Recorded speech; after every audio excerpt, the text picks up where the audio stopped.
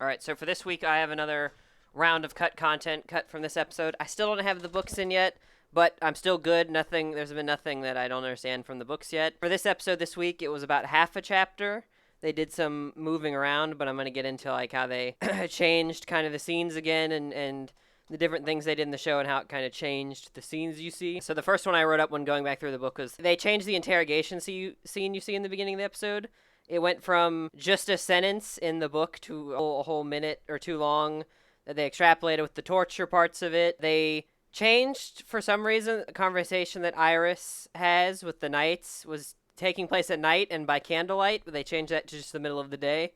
Maybe that was for budgets. I'm sure it's harder to make it night and light it with candles and stuff like that than to do just daylight stuff. They changed that Sid's sister is stopped by a group of students in the anime episode, but it turns out that in the book there is specifically a picture and everything illustrated with her going straight up to Iris when she's talking to Zeon, the night guy, and pleading her brother's case. But she comes to the same conclusion as in the episode where she's like, oh, I guess all our family protect each other. They changed that the part that Alexia wakes up, where in the episode she suspects him kidnapping her, but they completely changed that from in the book. She's actually scared that they did something to Sid and that she kind of likes him. This is where she starts to kind of realize she likes him more than just a fake love. Because, of course, in any anime, the characters that pretend to like each other obviously have to like each other, and the tsundere always has to like the main character. They changed to slight notice that the scientist that comes to take her blood, he only brings one syringe in first. He comes in and then goes out to get it and then comes back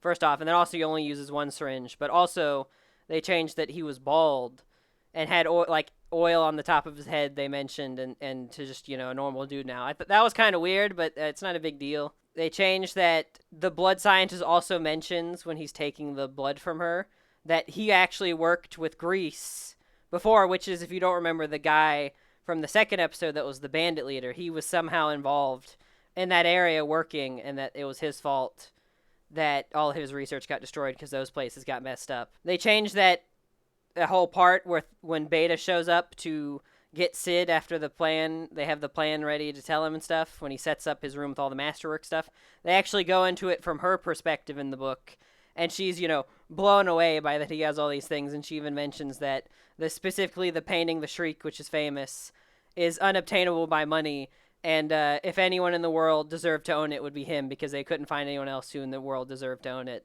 They changed the meeting with the knights that want to frame him to being in the city in like an alleyway. That was actually like in the middle of the woods in a book, because they seem to be doing this in the show a lot, that anything that kind of happened in the woods or is kind of more suburban, which is how the book seems to paint the city as more of like a suburban city, it's now more like a capital city in the show, which is kind of weird. I think it kind of takes away from the secretiveness of the show, that there's the wood part, there's like places out there, and then there's the city part, but now it's just all one. It's all just one big city. The fight with the knights is just a bit more gruesome in the book, which is a lot more nice for like the power fantasy side of it, which is part of isekais. He ends up stabbing the first guy with a knife blade in his shoe in the neck, and then the second guy he ends up just cutting off his legs, and as the guy kind of pleads for his life and crawls away, he ends up just decapitating him and just having blood shower down on him, and that leads to, Beta being amazed by just how cool he is, because that's a lot of her part in this chapter.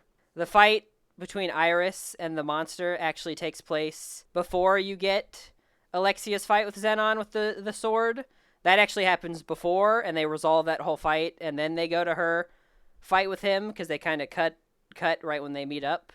But that got cut, and that got shifted to next episode, because I think next episode's an action episode. They kind of didn't really put a lot of action in this episode, and what action there was kind of toned down. So next episode is the action episode that animes like to do a lot. But they skipped over that for tension building or something. And they also changed just the final last slight details. They actually changed that her sword, instead of just getting knocked out of her hand and making her kind of look like a worse fighter, that Alexia actually just keeps fighting with Zenon so long that her sword gets pulverized because it's just a worse quality sword. She's not actually super worse fighter than him. I think he kind of allows her to keep fighting him for a while, but also that they're not super outmatched as much as I think the show kind of made it look like. But yeah, that's just kind of some of my observations from reading back through the chapter. I think there was a couple more, but I kind of cut them short so that this episode wouldn't be too long. So yeah, if you guys enjoyed, please like and subscribe, and I'll see you guys next week. Bye!